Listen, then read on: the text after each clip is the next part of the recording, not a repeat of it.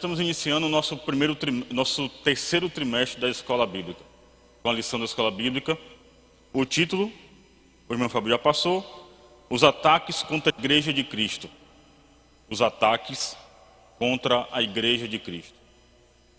Assunto muito importante, muito importante.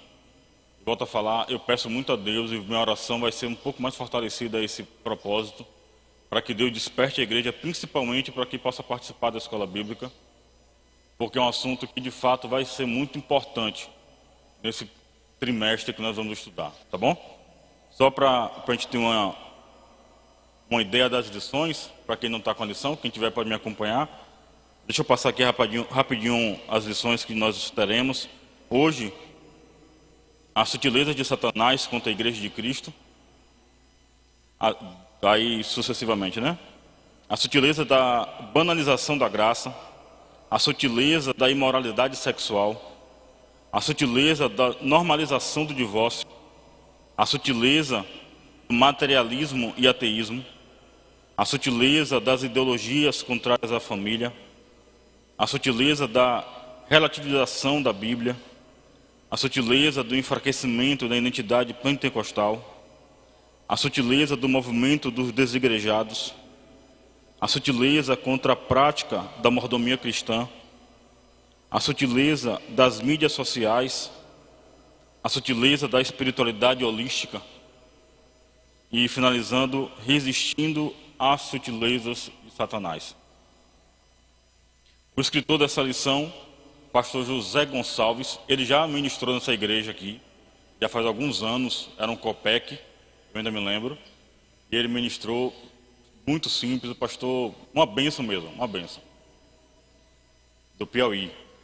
Pastor eu lembro porque quando eu fui ler sobre a lição, e aí o nome dele, eu inclusive sigo ele nas redes sociais, sigo muito poucos nas redes sociais, ele é um dos que eu sigo, porque, assim, até para poder valorizar um pouco mais a nossa lição, ele sem dúvida está ali na prateleira de cima da casa publicadora, como um dos maiores escritores, assim, das melhores lições da CPAD, é do pastor José Gonçalves.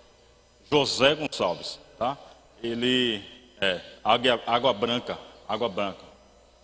Eu lembro por conta que eu citava muito Águia Branca, mas não, é Água Branca, é o nome da cidade dele. Um excelente pastor, ministrou aqui pra gente, né, no COPEC. Se não estou enganado, foram 2 noites, bem simples, bem sucinto no ensinar, um exemplo mesmo, um exemplo. Então nós teremos um professor, assim, o escritor para essa lição será muito bom. O professor de hoje nem tanto, mas o escritor da lição é muito bom, tá bom? Antes de ler a introdução, deixa eu abrir um parêntese aqui, porque nós vamos falar muito, tanto hoje, quanto no trimestre completo. Vocês viram pelo título da lição, que existe uma palavra que vai ser muito utilizada, que é a palavra de sutileza.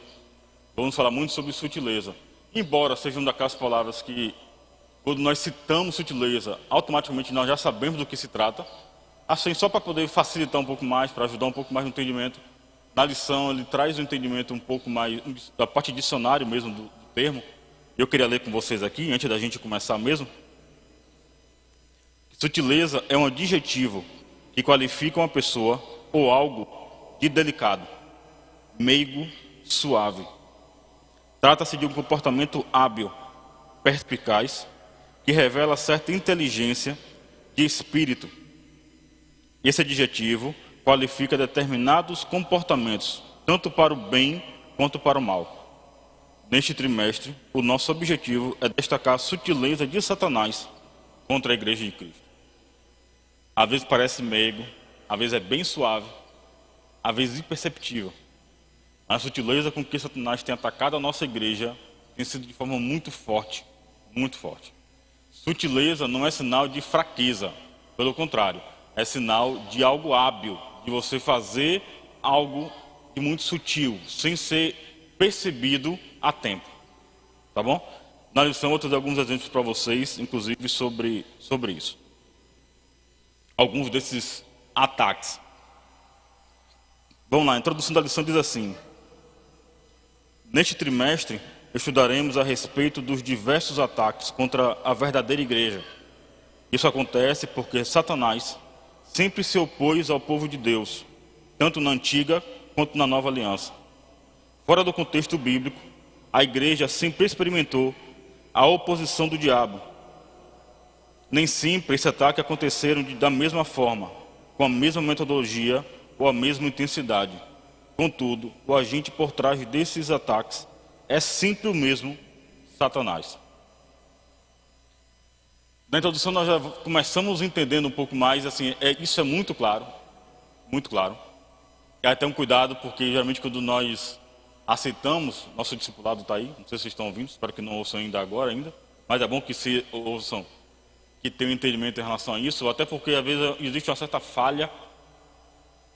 Às vezes, em algumas igrejas, o apelo é feito e é sempre colocado como que aquele que está aceitando a Cristo, está ingressando agora de fato no corpo da igreja, faz parte da igreja, a partir daquele momento que ele aceita Cristo, tudo vai passar a ser bênção. Tudo agora vai ser bom, você não terá mais luta, não terá mais dificuldade, as coisas serão tudo no amor e na paz. Isso não é verdade. O próprio Cristo mesmo, ele diz que não, no mundo teremos aflições. Isso, inclusive, é usado e Deus permite que isso aconteça à igreja, até por uma questão de fortalecimento. Se nós olharmos direitinho, olha o período da igreja primitiva, era o período que a igreja mais sofreu, mas era um período que a igreja também mais cresceu. Foi o período que a igreja não só cresceu, como eles não negociavam nada contrário à vontade de Deus. Ela crescia, embora com sofrimento, ela crescia em exemplo, ela crescia em ações, em doutrina, mas por trás disso havia a perseguição da igreja primitiva, absurdamente pesada. Citado pelo pastor aqui várias vezes, só fazendo menção, nossas irmãs da igreja primitiva, colocadas em postes, ateadas fogo, para servir como postes de iluminação para a monarquia. Famílias inteiras sendo colocadas dentro de locais para que animais devorassem. E isso era colocado como teatro, tá? Eu gosto de dizer que eu gosto da ideia de um escritor que ele diz que o que nós vemos hoje em relação aos gladiadores, nós vemos muito em filmes, a impressão que dá é que o foco principal daquele momento eram os gladiadores. Eram homens fortes, batalhando uns contra os outros, de forma até justa. Eram dois homens fortes, mas na verdade aquilo ali era só uma parte do circo, era só uma cena do circo. O fechamento do circo, na época da igreja primitiva, era a igreja sendo massacrada. Históricos dizem que era da vontade do rei, do imperador, como seria a morte do cristão naquele dia. Ele poderia dizer: hoje entendi que os cristãos devem morrer através das feras. Então trazem as famílias, colocam diante de feras para que sejam devoradas. E toda a população via isso e se agradava de ver os cristãos sendo mortos. Ursos, leões, toda a possibilidade de feras destruindo uma família completa. E todo mundo vibrava com isso. Já antecipando a lição, a gente pode ficar em dúvida assim, dizer assim, mas será que, o que gerava? Eram pessoas boas, mas que Satanás conseguia fazer com que elas fossem tão disseminadas, tão maltratadas, mortas, e que a população ainda vibrava com isso. Escola, né? Deixa eu dar só um adendo para vocês de algumas ideias que Roma fazia contra a igreja. De hoje a 8 é a nossa Santa Ceia. Hoje é a Santa Ceia em Salvador. Na nossa Santa Ceia, existe o simbolismo do pão, carne de Cristo. Simboliza a carne de Cristo. O suco da uva simboliza o sangue de Cristo. Quando saía a notícia que os cristãos tinham os costumes de participar da Santa Ceia, comendo a carne e o sangue do Salvador, era difundida a informação de que eles eram canibais. Gostavam de comer carne e sangue do seu líder. Não entendiam o contexto que a coisa acontecia.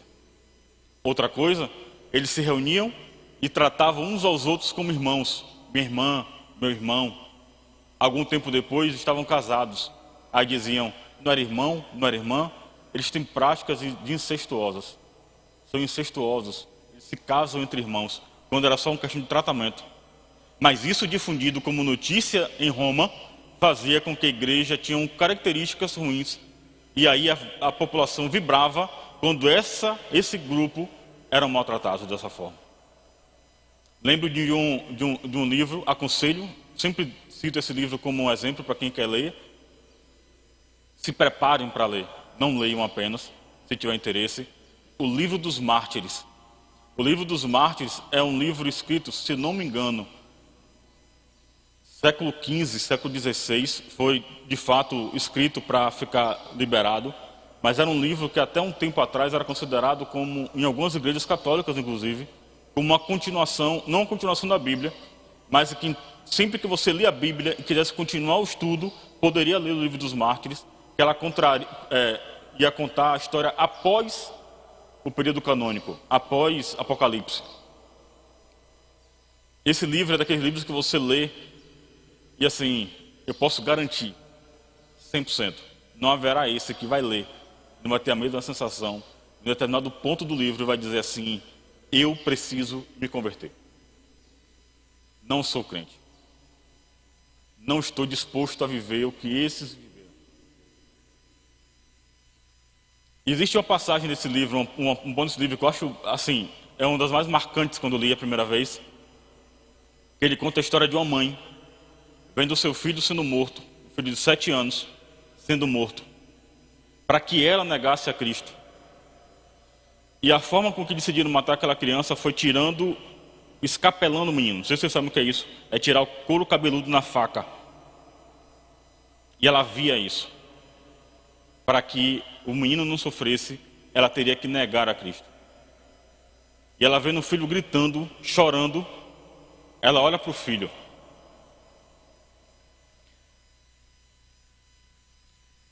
E diz, não se preocupe, porque onde ferem a sua cabeça, por ele haverá uma coroa. Aí, onde está sendo ferido, Deus providenciará uma coroa. Na cabeça sendo ferido.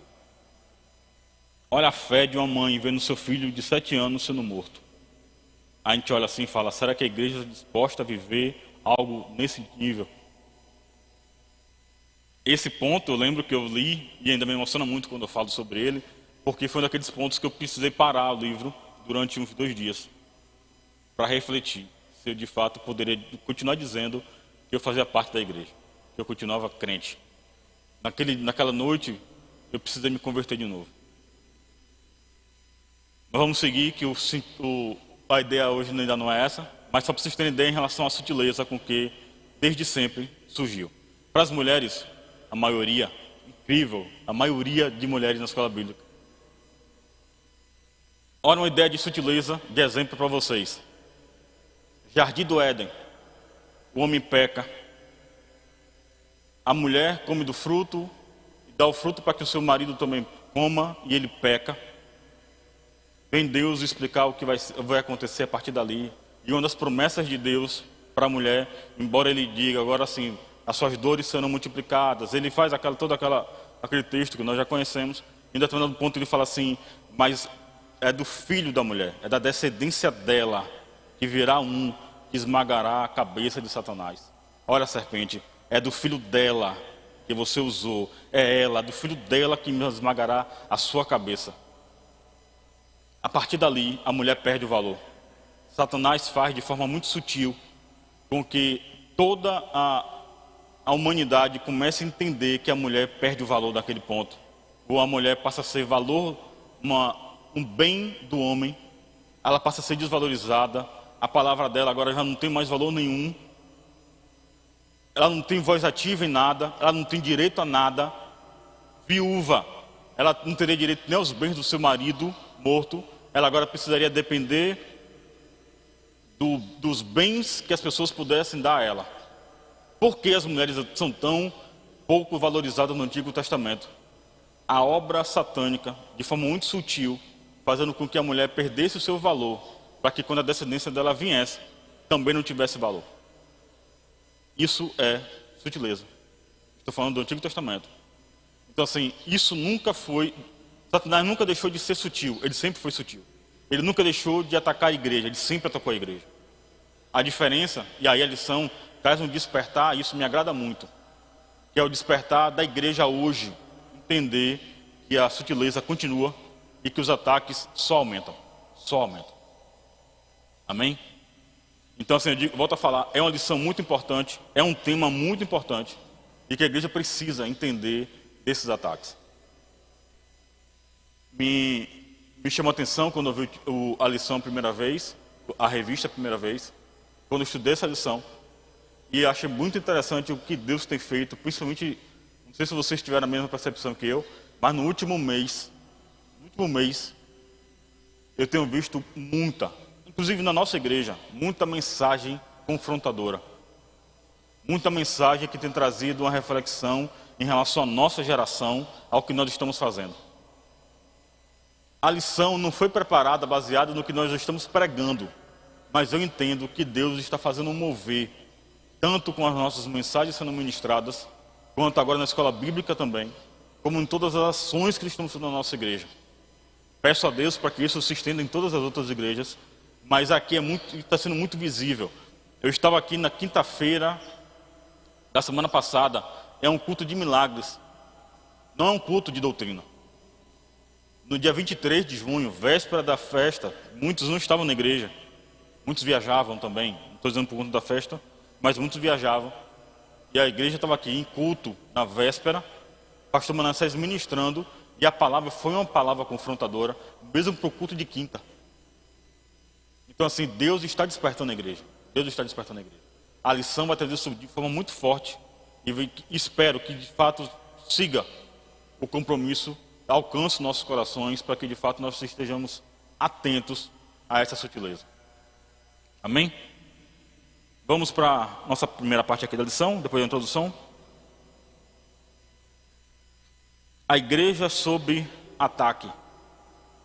A sutileza do ataque. Um fato de fácil constatação é que a oposição sistematizada às verdades cristãs cresceram nas últimas décadas em escala exponencial. Se em anos passados as perseguições e conflitos bélicos eram os instrumentos usados, hoje isso acontece de forma muito mais sutil. Elas ocorrem, por exemplo, com a normalização de comportamentos e práticas contrárias à fé cristã. Eu citei exemplo aqui da questão da igreja primitiva. Era uma guerra, praticamente uma guerra, mas era uma guerra em que só um lado atacava, enquanto o outro lado iam com, deixa eu usar uma metáfora, enquanto um lado ia com flores, o outro lado vinham com armas. Enquanto um lado vinham com amor, outro lado vinha com ódio. Era injusto, a igreja primitiva era injusto, mas era uma guerra. No decorrer da igreja até hoje, da igreja primitiva até hoje, existiram guerras cristãs, muito envolvido com a guerra cristã. Um exemplo, se a gente olhar direitinho, olha a guerra aí contra a Alemanha, as guerras mundiais. Tinha em seu lado mais forte a guerra da Alemanha, de Hitler, contra o povo judeu, considerado um povo impuro. Ali era uma guerra cristã, ali era uma guerra contrária à vontade de Deus. Por isso o massacre, por isso tão injusto também aquele momento. Mas isso não é só no Novo Testamento. No Antigo Testamento se trazem batalhas também contrárias à fé cristã, de sutileza de Satanás. Era muito comum, é muito comum essas guerras, muito comum. Porém, Satanás, ele também existe, ele é estrategista. E chega num determinado momento em que ele não vai usar de forma bélica, não vai ser através de guerras, de ataques tão claros, mas de forma sutil, com a lição, com sutileza. Nós vamos ouvir muito essa palavra de sutileza. Vocês estão me ouvindo bem? Então será muito sutil o ataque dele, o ataque, principalmente hoje, muito hoje. É muito comum, até porque hoje com informação chegando de forma tão rápida, as notícias chegando de forma tão rápida. E eu gosto de dizer, eu já citei esse exemplo, eu lembro de uma vez que um irmão aqui na igreja me criticou um bocado, porque soube que eu tinha instalado um jogo no celular, e soube que esse jogo tinha um termo de aceitação. Qualquer aplicativo que você instale no seu celular, você tem que aceitar o termo de aceitação. E ele falou comigo que era demoníaco. E não era algo simples, tá? Não lembro nem qual era, mas eu lembro que era algo simples. Mas que porque tinha um contrato para aceitar, e eu falei com ele: meu irmão, se você faz um e-mail, você precisa aceitar os termos de garantia do aplicativo. Isso é independente disso. Não, mas você não lê. Pode ter linhas que vão ser demoníacas e vai entregando, tipo como se estivesse entregando a minha alma para o demônio porque estou aceitando. E eu falei com ele, meu irmão, deixa eu te falar uma coisa. Quando o diabo quiser atacar, ele não vai fazer isso. Nós vemos muito hoje algumas situações que acontecem e a gente diz assim: olha como está chamando a atenção do mundo essa situação, isso aqui é o diabo, já está mostrando. Deixa eu dizer uma coisa para vocês. Geralmente, isso vai ser só fumaça. O que de fato vai acontecer está por trás disso. O diabo ele não vai apresentar de forma muito clara, não ainda, no determinado momento, até que a igreja passe a aceitar, até que não a igreja, mas não que a sociedade passe a aceitar. Enquanto não for aceitável, ele vai ficar criando fumaça, tirando atenção, tirando foco, trazendo situações que podem ser ruins. Para quê? Para que isso seja apenas uma forma de ele poder trabalhar tranquilo. Ele transfere a atenção para algo e de repente, quer ver? Vou dar um exemplo para vocês. Desde quando a igreja busca entender quem é o anticristo? Desde quando? Desde sempre. Desde que o anticristo apareceu na Bíblia, existe a ideia de quem será o anticristo. Será que era Nero? Será que foi Hitler? Será que algum papa? Algum líder específico? Será que era Napoleão? Nomes e nomes surgiram, morreram e não foram. Não foi considerado, constatado como anticristo. Era nesse período em que as pessoas ficavam preocupadas em quem seria o anticristo, que a igreja passava por um momento mais difícil, porque eles ficavam se preocupando em quem será o anticristo e paravam de tentar olhar para Cristo, de ver a vontade de Deus, ver o que é que Deus planejava acerca da igreja, a preparação da igreja. Preparação, nós vamos falar do combate. Qual é o combate que a igreja deve ter em relação a situações como essa? Mas gera um burburinho do... Você está vendo? Vamos falar de um exemplo recente. Está vendo? E hoje isso não acontece. Temos 2 papas hoje. Temos não. A igreja católica tem 2 papas hoje vivos. Quando um papa sai e o outro toma posse, os 2 vivos dizem: algo está errado. Algo está acontecendo de errado. Vamos se preocupar com isso. Nesse mesmo período, em Israel, está sendo preparado o 3º templo. O 3º templo, que aí sim, está descrito na Bíblia, que será o templo em que o anticristo irá se revelar. Poucos da igreja sabem que já tem véu sendo preparado, já está pronto o véu, já tem organizações para que o templo seja de forma edificado. Então existem situações que estão sendo feitas por trás, mas que existe uma fumaça chamando a atenção da igreja, que a igreja, infelizmente, com pouco discernimento, com pouco entendimento, com receio de buscar essa informação, acaba deixando passar. Eu não me preocupo com isso. Vivemos agora, estamos passando, espero finalizar de forma efetiva, não com números crescendo, mas de forma efetiva, uma pandemia. Uma pandemia que Deus teve a misericórdia de manter a igreja em casa. Era um período em que a igreja passou a voltar a ter um relacionamento de família, coisa que não vinha tendo. Deus foi tão misericordioso que falou assim: tá, vai ter, eu permito a pandemia, vai ter a pandemia, tá bom, algumas pessoas vão morrer, vão adoecer, vão, mas deixa eu fazer o seguinte, deixa eu fazer a minha igreja ir para dentro da casa delas, deixa eu fazer as famílias se reunirem, orarem juntos, participarem da mesa juntos, terem comunhão dentro de casa. Porque a igreja só vai ser sarada quando a família for sarada. Aí eu pergunto, a igreja tomou isso como um parâmetro? A igreja decidiu de fato tomar esse período como um período de oração e de consagração nas suas casas? Será que de fato os homens da igreja decidiram ser sacerdotes dentro de casa? Será que as mães decidiram ser auxiliares desses maridos dentro de casa? Ou foi o período em que a igreja teve mais divórcio?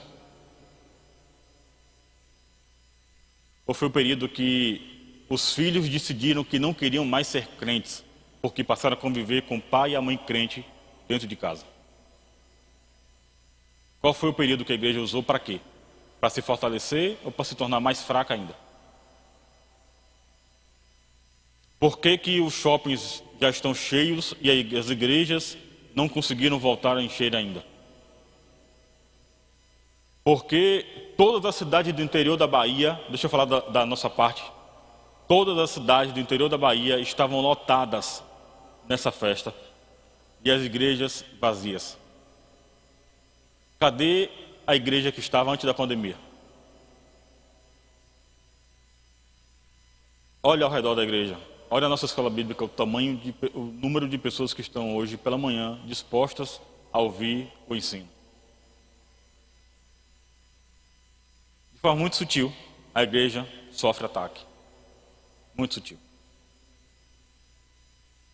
O que nós precisamos ver é que sempre Deus dará um escape. Deus sempre terá misericórdia e dará uma outra opção. E a igreja precisa estar atenta a isso. Precisa querer ouvir a voz de Deus para isso. Se atentar a isso. Nossa igreja voltará a encher. Nossa igreja voltará.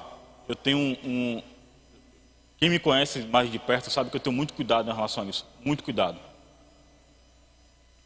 Eu tenho cuidado com duas coisas. Em falar que Deus me falou, me mostrou algo que não me falou. Eu tenho muito cuidado. Muito cuidado. Ainda que isso aconteça, eu preciso que Deus, ainda que Ele me fale ou me mostre, eu preciso saber se eu devo falar ou não, a quem eu devo falar ou não.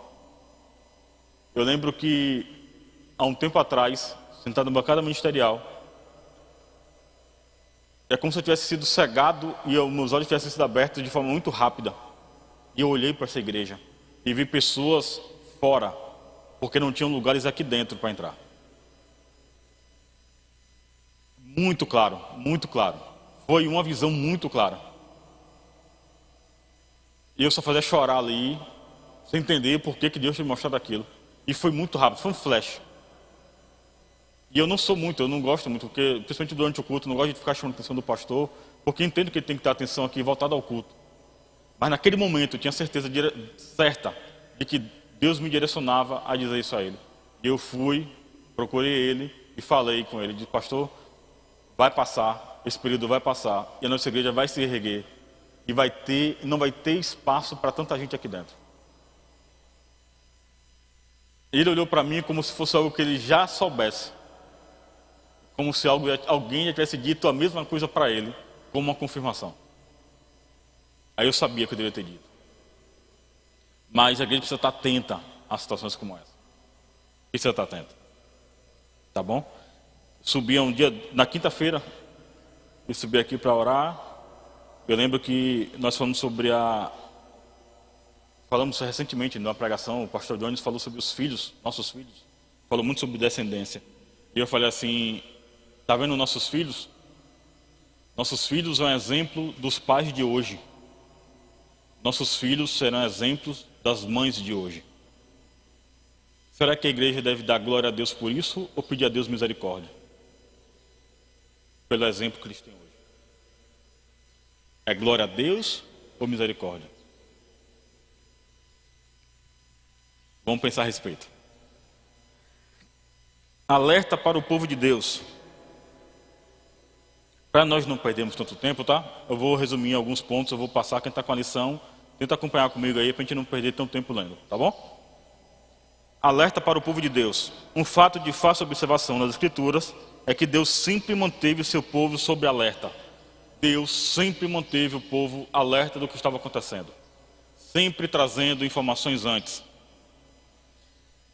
Durante a monarquia, esses avisos e advertências vieram de uma forma muito mais intensa, através do ministério dos profetas.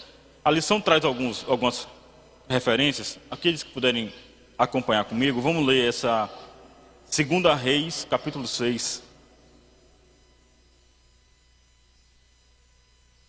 2 Reis, capítulo 6.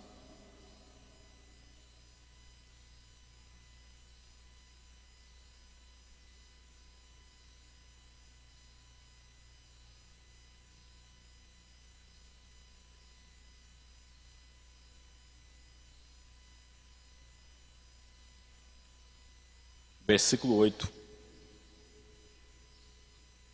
Um exemplo de um aviso dado por Deus no Antigo Testamento. Quem tem a lição, ele vai falar inclusive de um período aqui, tá? Eu não vou ler por conta do tempo, mas fala de Gênesis 37, do 5 a 7, que é um momento em que José recebe a visão da parte de Deus, em que seus filhos, seus irmãos, ele é como um molho no centro dos irmãos, e que os molhos dos irmãos, eles se inclinavam em direção a José. É um desses sonhos em que os irmãos começam a contender contra o próprio José. Está lá em Gênesis 37, do 5 ao 7. Nós olhamos agora em Gênesis 45, do 5 ao 8, é o momento em que José está no Egito, e que encontra os irmãos, e aí agora os irmãos se inclinam, reconhecendo, porque agora ele é governador do Egito. E ele fala, Deus, e ele entende agora, no momento da primeira vez não, na visão não, no sonho não, mas agora ele entende que ali era um aviso de Deus, para avisar para os irmãos de José, não que ele era maior do que os seus irmãos, mas é que haveria um momento em que eles se curvariam diante de José.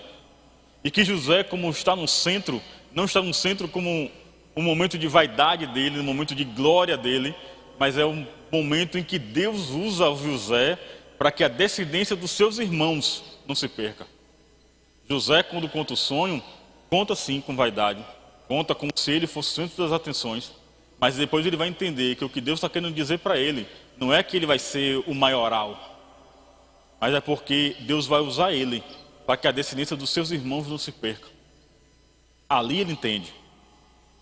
Mas no exemplo que eu trouxe para a igreja, 2 Reis, capítulo 6, versículo 8, do 8 ao 12, diz assim: E o rei da Síria fazia guerra a Israel e consultou com seus servos, dizendo: Em tal e tal lugar estará o meu acampamento. Mas o homem de Deus enviou ao rei de Israel, o homem de Deus, profeta, enviou ao rei de Israel dizendo: Guarda-te de passares por tal lugar, porque os sírios desceram ali. Por isso o rei de Israel enviou àquele lugar de que o homem de Deus lhe dissera, e de que o tinha avisado, e se guardou ali, não uma, nem duas vezes. Então se turbou com este incidente o coração do rei da Síria. Chamou os seus servos e lhe disse: Não me farei saber quem dos nossos é pelo rei de Israel? E disse um dos seus servos: Não, ó rei, meu senhor, mas o profeta Eliseu, que está em Israel, faz saber ao rei de Israel as palavras que tu falas no teu quarto de dormir. Deus usa o profeta Eliseu para dar a ele uma informação válida, um aviso ao rei de Israel, para ser livrado do ataque do rei da Síria.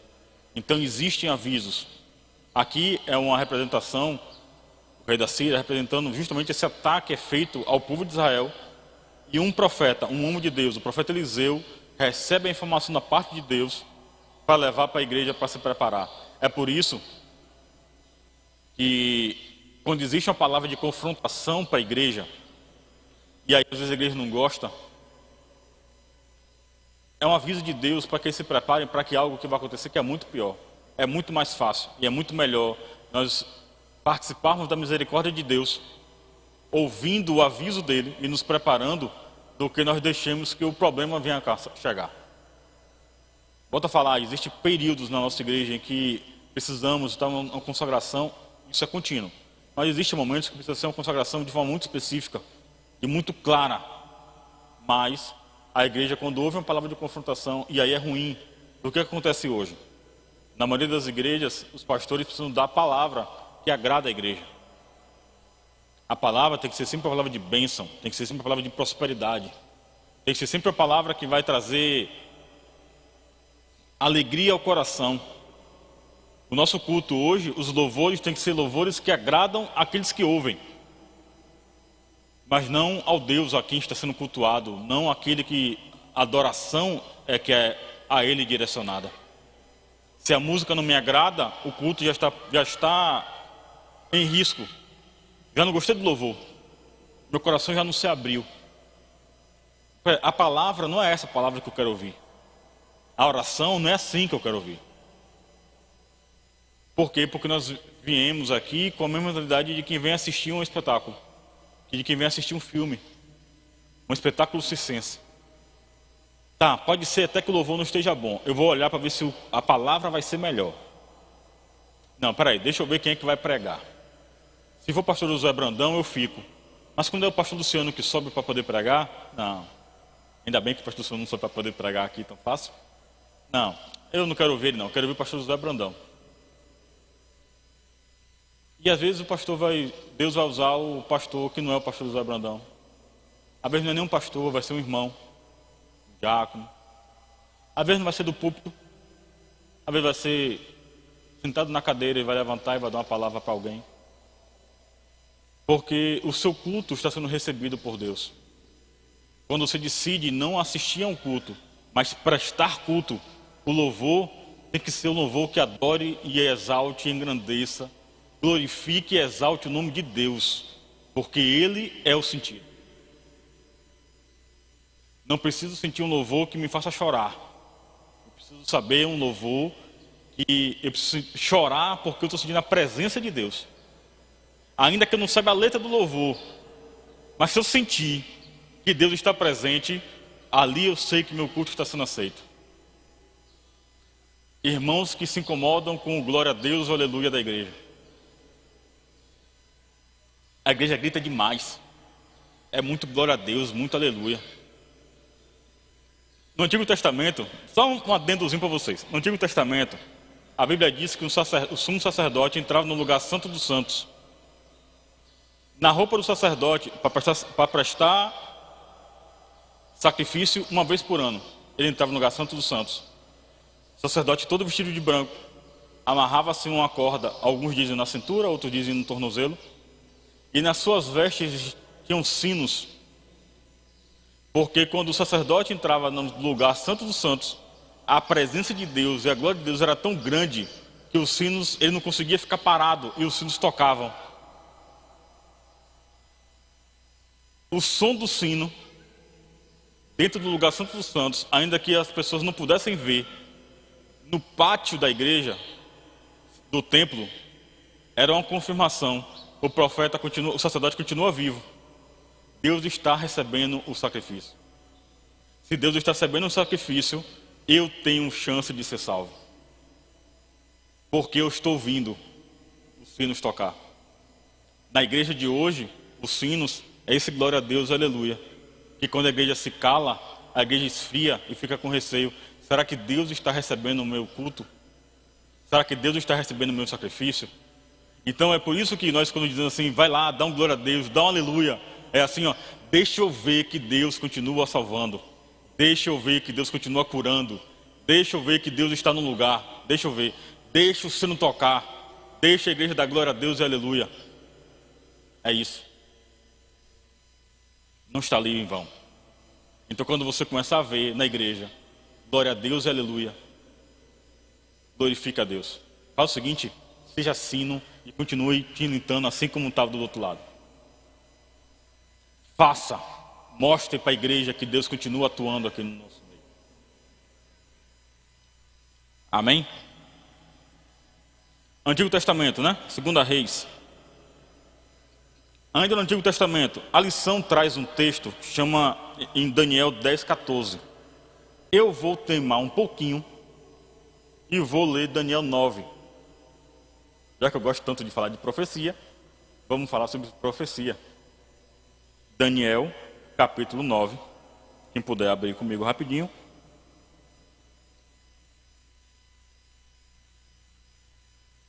Vocês estão entendendo, gente? Estou fazendo entender? Glória a Deus.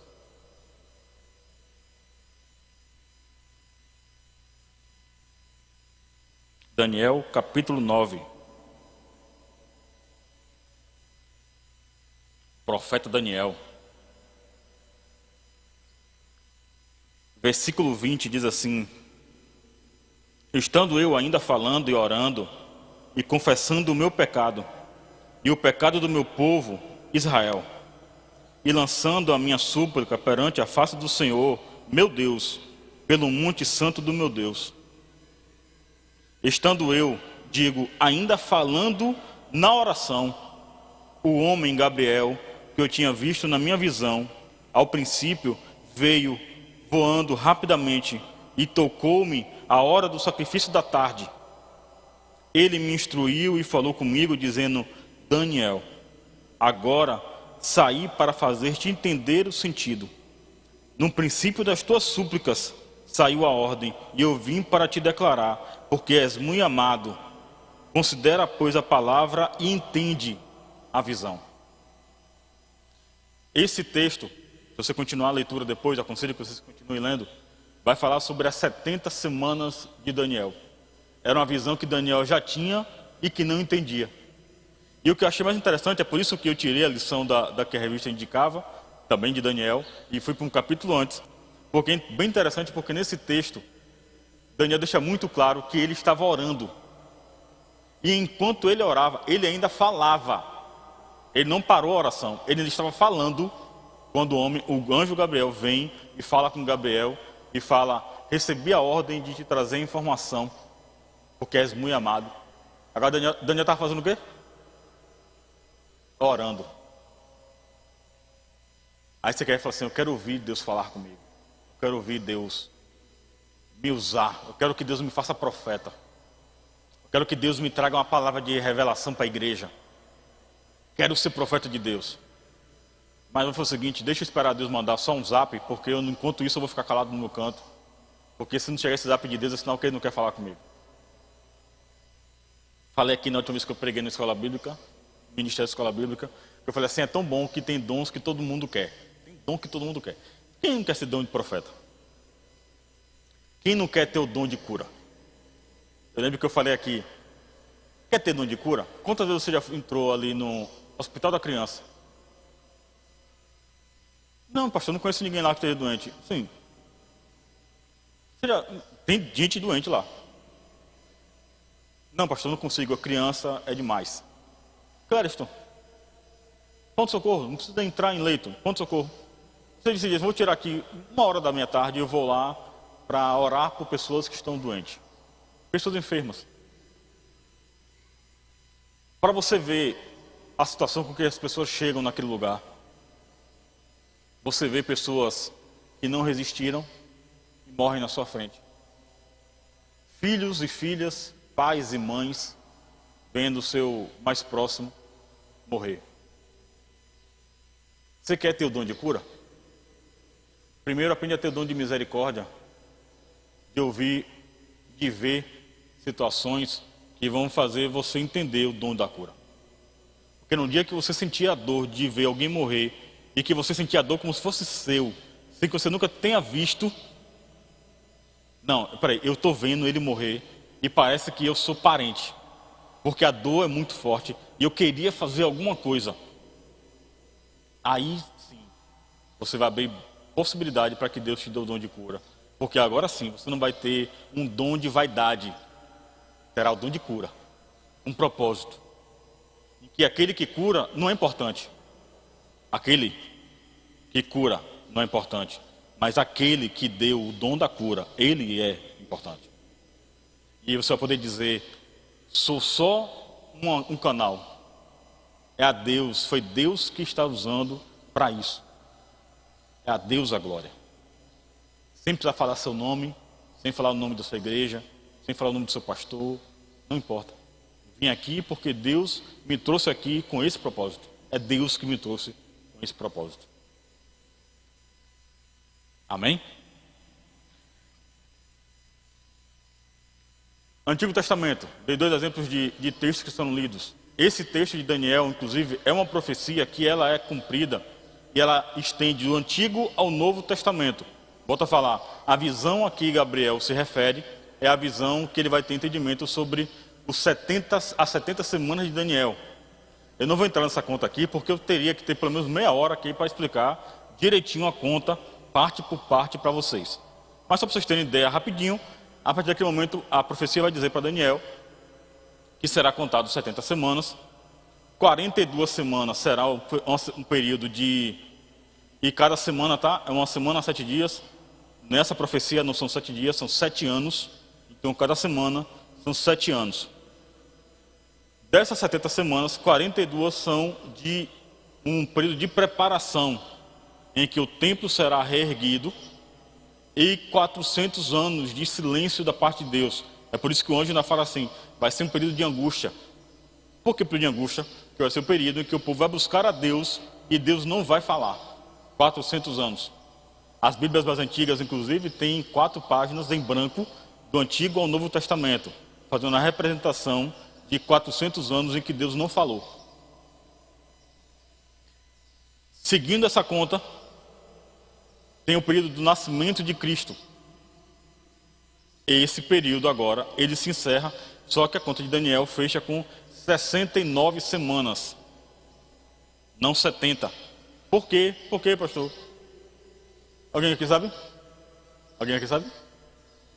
A última semana de Daniel, uma semana, 7 anos, é o período da tribulação, que está pausado no relógio de Israel.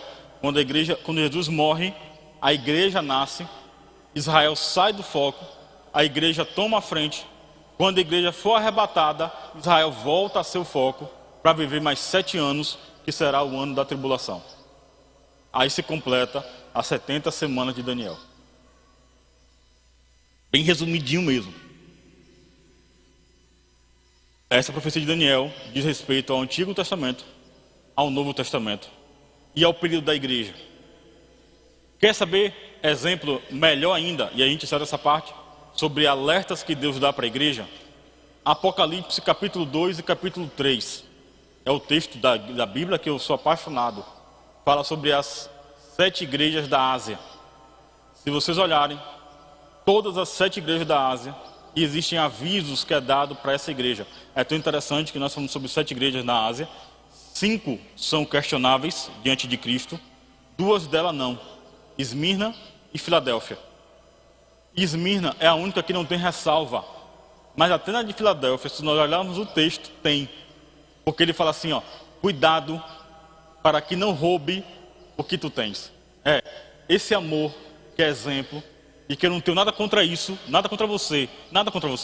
Porém, cuidado para não tirem aquilo que tu tens. Para Esmirna, nem cuidado tem. Mas por que, pastor, cuidado? Porque é um alerta que Deus vai fazendo a Filadélfia. A igreja é conhecida como uma igreja do amor fraternal. A igreja que sabia amar. Mas cuidado, porque mesmo essa igreja que sabe amar, é uma igreja que tem que ter cuidado para que esse amor não seja retirado. Ali, eu aconselho a vocês, leiam Apocalipse capítulo 2 e capítulo 3. Vocês vão ver que Deus, Cristo, ali, ele vai mostrar as características de cada igreja. Vai elogiar 5 delas. 6 delas. Apenas a última não é elogiável. Laodiceia não tem nada que se elogie de Laodiceia. É a igreja do nosso período, a última igreja. Mas todas as outras haverá alertas. Cuidados com ela. Alertas. Deus nunca deixa de dar alertas para a sua igreja. Nunca deixa de dar avisos para a sua igreja. Sempre tem aviso. A igreja na reta final. A sutileza de Satanás ao atacar a igreja de Cristo é um fato claramente revelado pelo Espírito Santo. O Espírito Santo vai deixar muito claro isso quando houver esses ataques sutis. É por isso que eu estou dizendo a vocês, né?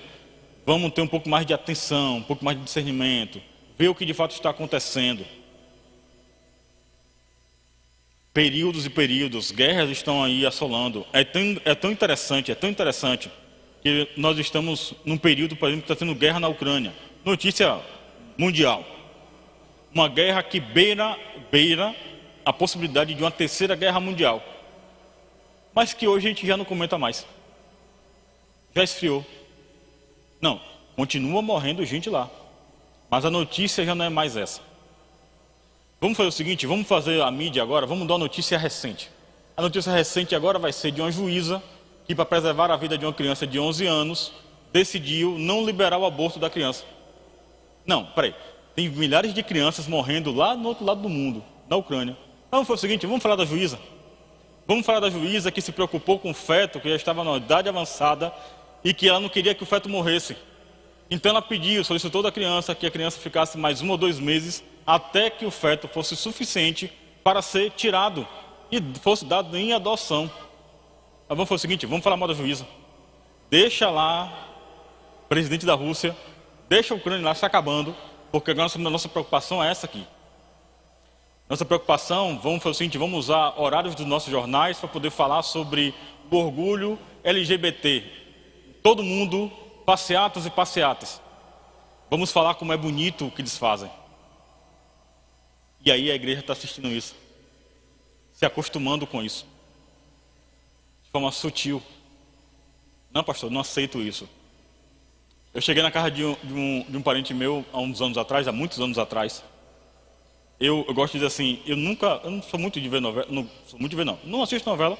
Eu digo assim, é tão bom, porque assim, ainda que eu dissesse que eu quero assistir, eu não conseguiria assistir. Por conta do trabalho, por conta da igreja. Então assim, é algo que Deus tirou de mim e eu não faço nenhuma falta. A gente vê notícia e acaba assimilando algumas coisas. Eu acho bem interessante, eu estava conversando com um pastor essa semana sobre isso. Antes do que eu falei com o pastor, há uns anos atrás eu cheguei na casa de uma tia e estava tendo uma novela que estava uma moda muito bonita. Estava todo mundo achando muito bonito, muito interessante, que tinha um homossexual na novela, muito engraçadinho, e tinha um marido que estava traindo a esposa. E existia na novela a possibilidade que esse homossexual fosse o motivo da traição do marido.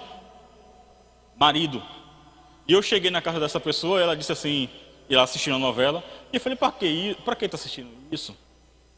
Não tem nada melhor do que fazer não? Pega um filme, vai assistir um filme. Eu tenho liberdade para poder dizer isso, tá? Não vou criticar o que ninguém assiste em suas casas. Mas a pessoa era uma tia, eu tinha essa liberdade. Aí ela disse assim para mim, não, mas é tão engraçadinho, é tão bonitinho. Ele é tão engraçadinho. Tu não assiste não, mas é tão engraçadinho. Olha a situação como é que é. E ela contou a história para mim, e ela deixou entender que ela estava torcendo para que de fato aquele homossexual fosse o amante do marido. Por quê? Para que a mulher ficasse livre para atrair o marido também. Aí eu falei assim, você já parou para poder pensar no roteiro que a senhora me falou? Você está torcendo para que um caso homossexual desmanche uma família, para que a esposa tenha direito de trair o marido? Tira isso da novela e repensa um pouco sobre o que você está falando. Aí ela tomou um susto e falou assim, não é verdade? Não é que de fato é errado? Você não está vendo? Mas aqui está parecendo sutil, que é algo só engraçado. Eu ainda era bem novo, era adolescente, quando eu via a notícia das novelas que diziam assim, haverá o primeiro beijo gay da novela. E alguns diziam assim, não, se fizer isso eu paro de assistir. Alguns diziam assim, não, já passou da hora. Hoje mais sutileza não precisa, porque hoje não é mais necessidade de ser sutil, porque já está mais do que liberado. Já é exemplo, já é visto, já é aceito. Divórcio era algo que não era dito nem em família que não era crente. Hoje ela é da família de crente. Divórcio era uma dificuldade que os pastores lidavam. O pastor lidava com a dificuldade de evitar divórcio. Hoje os pastores lutam com a facilidade de que eles mesmos possam se divorciar. Foi sutil? A minha palavra não está sendo. É porque Deus não gosta de ser sutil. Deus gosta de entregar.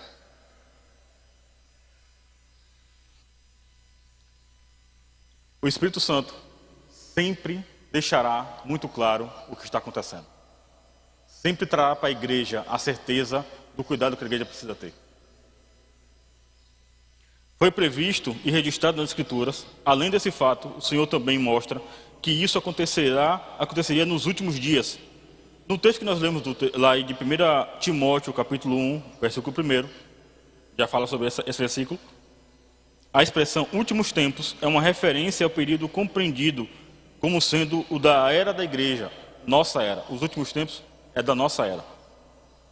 Nesse aspecto, o apóstolo Pedro disse que o derramamento do Espírito fazia parte do evento dos últimos dias. Derramamento do Espírito, Pentecostes, capítulo 2 do livro de Atos. Já era considerado os últimos tempos. E de forma semelhante, o apóstolo Paulo descreve como os homens se comportariam nos últimos dias. 2 Timóteo, vamos ler, isso aqui eu preciso ler com vocês. 2 Timóteo, capítulo 3. Aqui o apóstolo Paulo ele vai dizer algumas características de como algumas pessoas iam conviver. Aí vocês vão dizer assim, é ou não é os últimos tempos?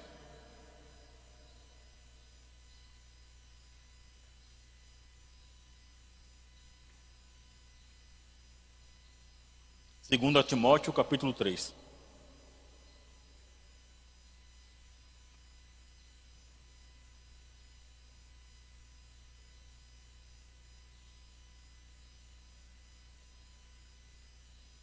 O versículo 1 diz assim: Sabe, porém, isto, que nos últimos dias sobrevirão tempos trabalhosos, porque haverá homens amantes de si mesmos, avarentos, presunçosos, soberbos, blasfemos, desobedientes a pais e mães, ingratos, profanos, sem afeto natural, irreconciliáveis, caluniadores, intemperantes, cruéis, sem amor para com os bons, traidores, obstinados, orgulhosos, mais amigos dos deleites do que amigos de Deus, tendo aparência de piedade,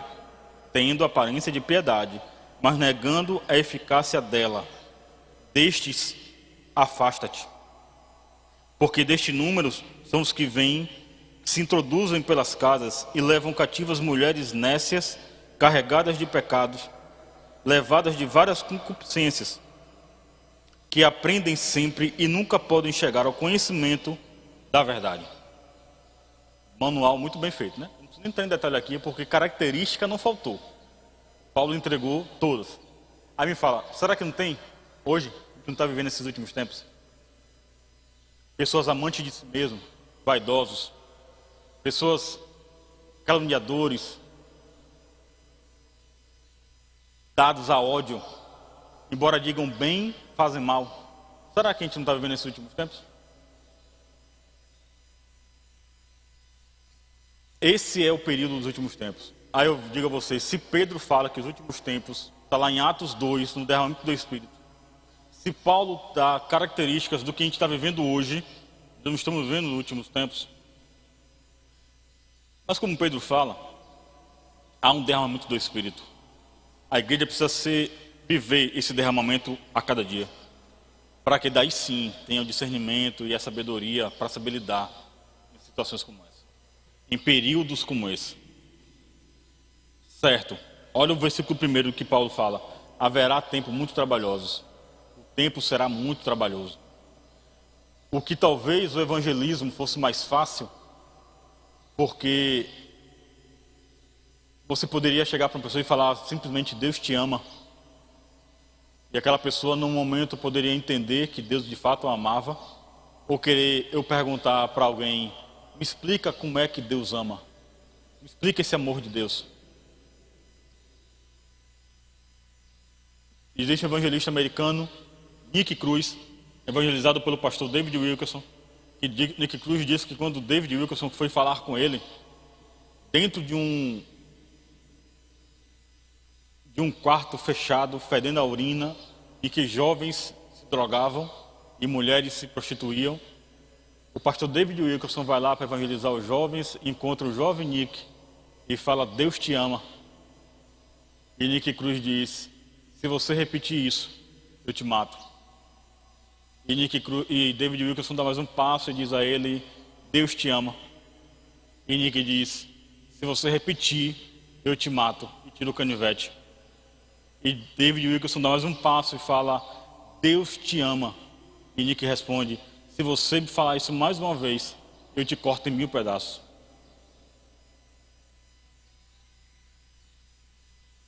O pastor David olha para Nick e diz,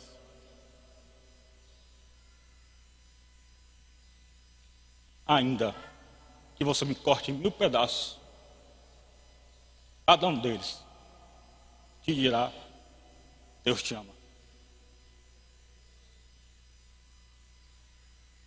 Aí eu digo a vocês, os tempos estão trabalhosos por quê? É porque o evangelismo hoje ficou difícil? Ou porque nós temos testemunhos como esse, que nós não temos mais hoje? As pessoas se dando a esse ponto. Nick Cruz tem um vídeo na internet, Nick Cruz, pastor Nick Cruz. Ele não só se converte, ele se torna pastor dos jovens que dá continuidade à obra de David Wilkerson. Ele fala naquele dia, David não diz isso na sua biografia, mas naquele dia eu o espanquei, eu bati, eu cuspi. Simplesmente porque eu nunca tinha experimentado aquele amor.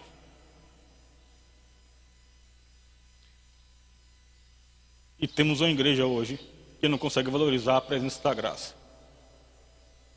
Temos uma igreja hoje que se preocupa com o que eu vou ouvir do louvor. David naquele dia foi espancado, cuspido na cara, xingado por uma pessoa que simplesmente se incomodou em sentir o amor. Porque a sua família nunca teve um gesto de amor por ele. Aí eu volto a falar, o dia está trabalhoso por quê? É porque o Espírito Santo não usa, não está disposto a usar. O Espírito Santo nunca mudou, ele continua sendo o mesmo. A diferença é, e o testemunho que nós temos para dar? O testemunho que a igreja tem para dar. A disponibilidade da igreja, de forma sutil, entregar o que Deus quer.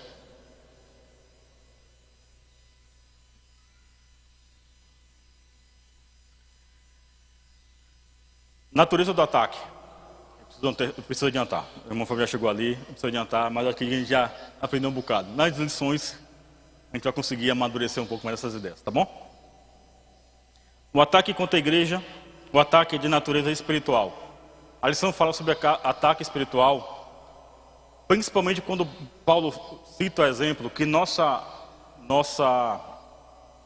batalha não é contra a carne e sangue, mas é contra os principados da maldade, contra demônios e principados da maldade.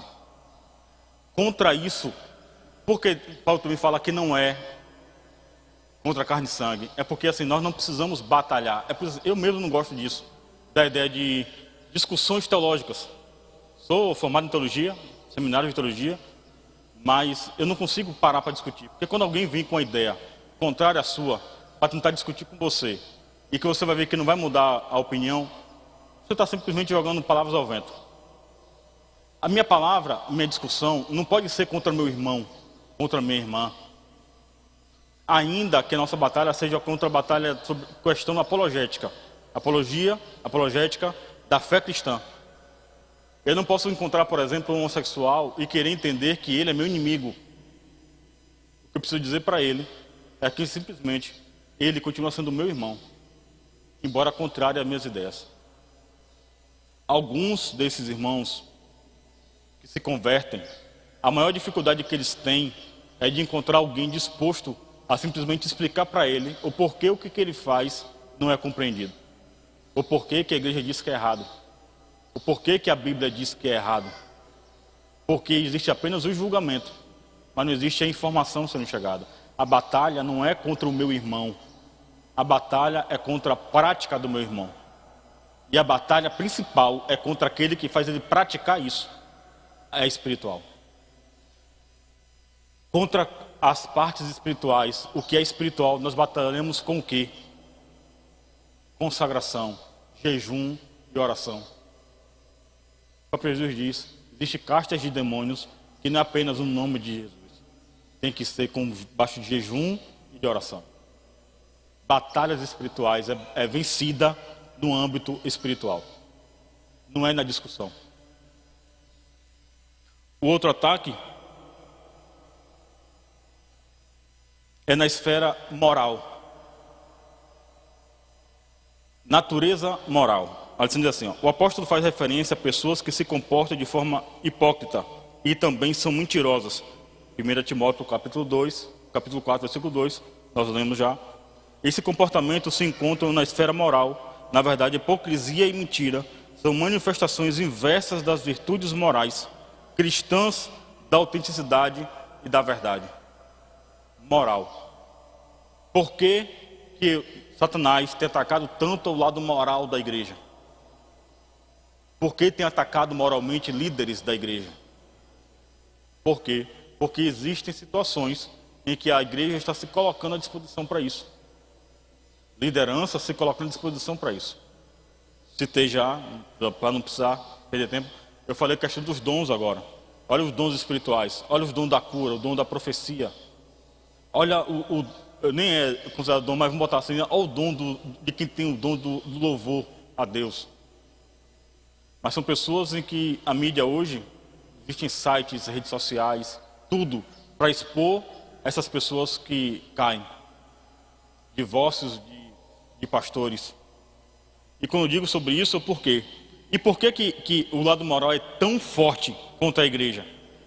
O ataque é tão sutil e é como se fosse um traque jogado dentro da igreja, que quando ela explode vira uma bomba atômica. Por quê? É porque moral é esperada da igreja. A moral ela é esperada da liderança. Quando é a igreja que não tem, e é interessante isso, porque o mundo que é contrário à igreja sabe que o papel da igreja ainda é esse. Lembra muito a igreja primitiva. Qual o questionamento hoje? Vocês se dizem cristãos, mas não amam. É contrário. Conversando com um pastor essa semana, aí eu falando com ele sobre isso, eu digo, é tão injusto o que é feito. Porque olha o exemplo. Vai ter lição sobre a homossexualidade, tá? Vai falar sobre a sutileza contra o homossexualismo. Mas deixa eu estar só dizendo para vocês. É igual um homossexual olhar para a gente e dizer, é amor. Deus é amor. É igreja, existem igrejas para isso hoje. Deus é amor. E ser amor, Deus permite, Deus é de acordo. Aí eu queria fazer a pergunta para pessoas que dizem isso. Mais da metade das mulheres, dos estupros nos últimos anos é por crianças. Mais da metade é por crianças abaixo de 13 anos. Dessa metade, 80% são de meninas. Desses 80%, um bom percentual, a maioria, mais da metade, se não me engano, 70%, são abusadas por pai, tio, irmão ou avô. Se um pai ou um avô abusa de uma criança e fala que é simplesmente uma forma de amor, então ele pode. Deus é amor, Deus sabe amar, Deus sabe o que é amor. Mas nem toda forma de amor vem da parte de Deus. Se eu digo que toda forma de amor é válida, um pai que abusa da filha, eu posso dizer que ele amou a filha ao ponto de estuprá-la, porque não conseguia controlar o seu amor. Ou eu posso dizer que um marido que comete feminicídio e assassina a esposa por ciúme era simplesmente amor. Então assim, vamos parar de falar de hipocrisia, de dizer que amor é amor e qualquer forma de amor é válida, porque está claro que não é. Se não for da forma com que Deus quer, da forma com que Deus age, e eu estou falando para a internet agora.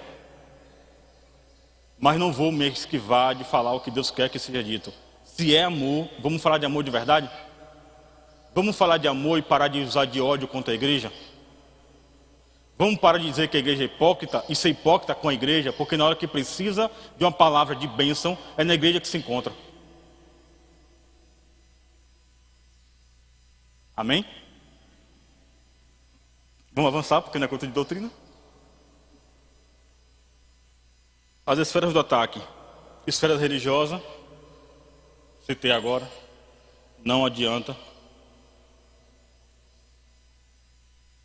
Haverá, e a cada vez mais, haverá mais possibilidades de religiões surgindo, ideias remotas de religiões. Nós já vemos líderes religiosos dizendo, inclusive, que a nossa Bíblia precisa ser reformada para ser adequada à nossa sociedade de hoje. Aí eu digo para vocês, é um livro que foi escrito, finalizado a escrita dele há 2000 anos, e até 2000 anos atrás, até 10 anos atrás era atual, e de repente, em alguns anos, ele se desatualizou, precisa ser reformado. A palavra de Deus nunca muda. A palavra de Deus nunca muda, é a própria palavra que diz isso. No canonismo, quando a Bíblia, os livros são valorizados, são canonizados e são de forma incluídas dentro do cânon, incluídas na Bíblia, uma das características era justamente isso, que as ações feitas dessa palavra não poderia ser diferente do que ela diz. E ela diz, a palavra de Deus nunca passará. Aí eu digo, um pastor olha e fala, precisa atualizar. A palavra de Deus.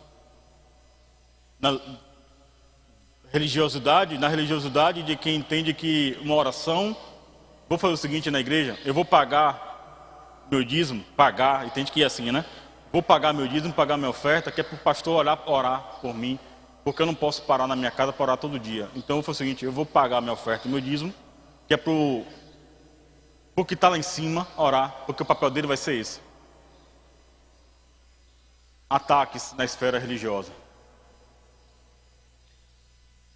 A esfera social, outra esfera do ataque de Satanás, a igreja social, isso pode ser visto na expressão de Paulo, proibindo o casamento. No texto que Paulo fala lá, no 1 Timóteo capítulo 4, nós lemos no início da lição, já repetindo sobre ele algumas vezes, inclusive essa, contra o casamento. O casamento que é simplesmente algo que Deus faz assim, ó, Deus cria a humanidade, Deus faz um homem, e fala, estou vendo que para o homem ficar só não é bom, vou fazer a ele uma auxiliadora, vou fazer a ele uma esposa, tira da costela de Adão, faz Eva, e fala, o que uniu Deus não separa o homem. Deus faz o primeiro casamento do mundo. O primeiro casamento que se tem ideia é Deus que faz. E ele fala, o que Deus uniu não separa o mundo.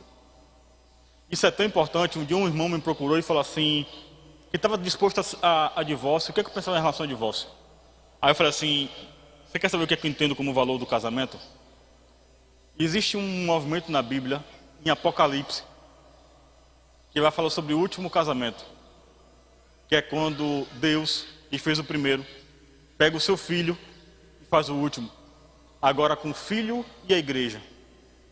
Mas Deus, por misericórdia, falou assim, eles não vão entender o que é esse casamento, eles não vão entender o que é essa aliança e o peso que ela tem. Em Apocalipse, quando meu filho se casará com a sua noiva, a igreja. Vou fazer o seguinte, eu vou lá no Éden e vou estabelecer o casamento lá, para que eles entendam lá o que é casamento. E de lá para cá eles vão entender o que é. E até lá, e até um certo ponto, se entendia. Nós vemos casamentos na Bíblia, casamentos abençoados. Homens que honraram suas esposas, mulheres que honraram seus maridos. Mas hoje nós estamos passando por um momento em que casamento já não é tão importante. Eu perguntei para o irmão e falei assim com ele, você acha que o divórcio é bom? Você acha que casamento é algo que pode ser desfeito? Por quê? Porque houve uma desonra? Porque houve algo contrário à sua vontade? Os bicos não se batem mais? No dia que você entender que um casamento pode ser desfeito porque não te agradou, o pai pode entender que o casamento seu, igreja, com Cristo, também pode, porque o seu casamento não está agradando a ele. Ou então viva como quem agrada, porque se você viver como agrada, aí você vai querer casar com ele e não vai querer abrir mão do seu casamento. A conta é simples. Se você entende que o casamento pode ser desfeito, você abre brecha para que Deus diga, o seu casamento com meu filho também pode ser. Porque um dos critérios é esse. Esfera social. E aí as pessoas desvalorizam o casamento. E eles valorizam a família como tem que ser: marido, a esposa, filho e filha, e não filhe, não todes. Eu conversei com um diácono, preciso avançar, eu conversei com um diácono um dia desse, o diácono começando me falando: pastor, eu fui num lugar em que me entregaram um cardápio, e o cardápio estava escrito assim, e ele falou assim: ó, vocês estão todos bem? Aí ele falou: todos? Aí a menina falou assim: é porque aqui nós usamos da ação de inclusão. Então nós não falamos nem todos nem todas, agora é todos. Ele falou: você quer falar de inclusão? Eu, quando entrei, não vi a rampa de acesso a cadeirante. Me traz o cardápio em braille. Se eu for cego, eu preciso ler em braille. Ah, não, não tem. Não tem rampa não, não tem rampa não. Você quer saber de inclusão, meu irmão? Se é para falar de inclusão, vamos falar de inclusão. Não é chamar todos, não é não botar gênero nas pessoas, que vai ser inclusão não. Na esfera social. A igreja protegida. Deixa eu ver meu tempo aqui. À exposição da palavra de Deus, o apóstolo Paulo põe duas importantes armas e ferramentas capazes de neutralizar o ataque do diabo: a palavra de Deus e a oração. A palavra de Deus e a oração. Você tem lido a Bíblia? Estamos vivendo os últimos tempos. O Apocalipse está aí falando sobre o fim dos tempos. Deixa eu te perguntar: você tem lido um pouco mais para saber o que está acontecendo no fim dos tempos, ou está esperando ver um pregador falar de escatologia porque você tem medo de ler Apocalipse? Ah, pastor, mas o Apocalipse tem um anticristo. Lá também tem Cristo. Ah, pastor, mas no anticristo lá tem falso profeta e tem uma besta. Lá também tem duas testemunhas. Ah, pastor, mas lá em Apocalipse se fala de inferno. O mal das igrejas hoje é porque não fala mais de inferno. Mas para quem tem medo de inferno, lá também fala sobre novos céus e nova terra. Apocalipse é um livro de escolha. Ou você escolhe o que é ruim, ou você escolhe o que é bom. Lá tem os dois. Sempre haverá um escape, a gente já falou isso na lição. Deus sempre dará um escape, sempre dará aviso à igreja. Sempre dará. A prática da oração. E aí a gente encerra. Outra ferramenta apontada pelo apóstolo, a qual já referimos antes, é a oração. As reuniões menos frequentadas. Quantos de nós estamos vindo para o círculo de oração? Quantos de nós estamos vindo para a vigília das lágrimas, na segunda-feira à noite? Culto dos milagres na quinta-feira.